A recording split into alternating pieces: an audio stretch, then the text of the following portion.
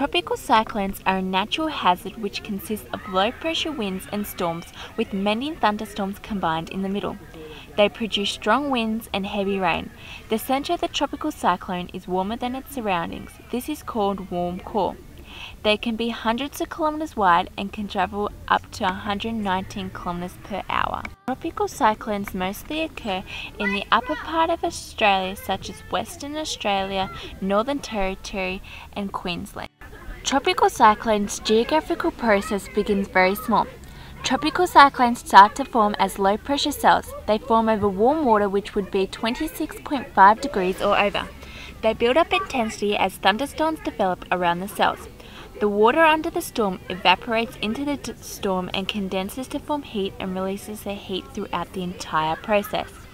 The energy is combined with the rotation of the earth and clouds, smothering the center of the cyclone, making the outer part of the cyclone the deadliest part. With its powerful force and massive size, with the center of the cyclone ranging from 40 kilometers in diameter and the whole entire cyclone ranging from 10 to 100 kilometers in diameter. They can take 2 to 3 weeks to form and around a month to disappear. Cyclone Tracy. In December 1974, Cyclone Tracy hit Darwin with devastating consequences. It was early Christmas morning when the center or the eye of the cyclone passed the city. As the eye passed, torrential rainfall and massive wind speeds came upon Darwin. The highest wind speeds went up to 240 kilometers per hour. These winds and heavy rainfall tore apart 10,800 homes, only 400 homes with minor damage. After this devastating accident had passed, 65 people were killed, 650 people were injured, and 35,000 people were evacuated out of 43,500 people. Tropical cyclones impact many parts of the Earth, such as the biosphere and the atmosphere. The biosphere is impacted in many ways, such as flash flooding, which will make plants and animals die from too much water and drowning, and gale force winds, which would pick up bits of rubble, wood and rubbish, which pollute the air and can hit many things and destroy them. Tropical cyclones affect the atmosphere in many ways, such as they can produce sky-covering clouds, which produce lightning, thunder, and flash floods that can injure many people due to drowning, starting fires, and killing plants from too much rain. They also can bring bits of rubble into the atmosphere. When a tropical cyclone meets with the community, there are many later impacts on the community, such as economic impacts and social impacts. The economic impacts of cleaning up after the disaster are one of the most expensive practices in Australia. The amount of money varies on the amount of people that were injured, killed, or had lost homes, how big the town was, and how big the tropical cyclone was. The amount of money that can be spent varies from $1 million to around $380 million.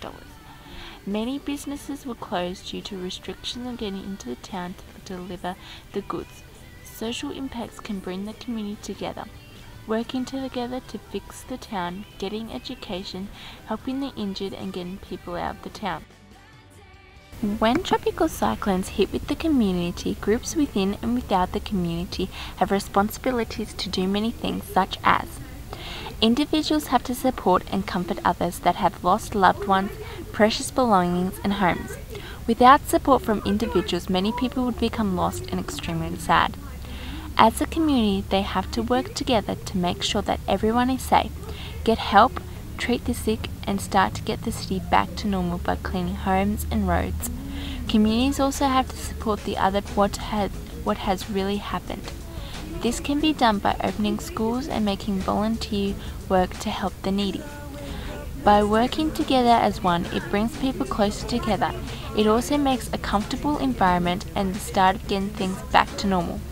Finally, the government needs to help out the community by sending help, such as builders, plumbers, doctors, transport out of the city for the sick, teachers, food and water, and insurance money to help to the families in need. Major General Alan Streeton was the Director General of Natural Disaster Organisation. He played a major role in the cleanup of Cyclone Tracy. He was to take charge of the disaster relief operation, which is telling other organisations where to go and what they needed to do. His main priorities was to attend to the sick and injured, the families in distress and provide accommodation, restore the communication through the ABC radio, restore the water supply, evacuate as many people as possible, set up shelter and bring in food. At the end of his week, he evacuated 35,000 people. Streeton responded to the disaster effectively, as he was a role model to many Australians and an important part of Australian history. He used every bit of his power to help every person in some way, by either evacuating them out of the devastating and unsafe conditions as fast as possible, attend to the sick and injured, and he made sure that people that stayed in Darwin had food, water, clothing, and somewhere safe to sleep. In my opinion, he demonstrated Aussie qualities such as kindness, hardworking, patience, and determination. In everyone's eyes, he was a hero to look up to and a saviour of many families and loved ones. The compassion that he has is observed while he is saving lives. He is also putting his and his team's lives in the balance, which points out how much trust his teams put in him. Therefore, the team show the rest of Australia that have been watching intently that he has the qualities and experience to help everyone, which puts the peace of mind in every Australian.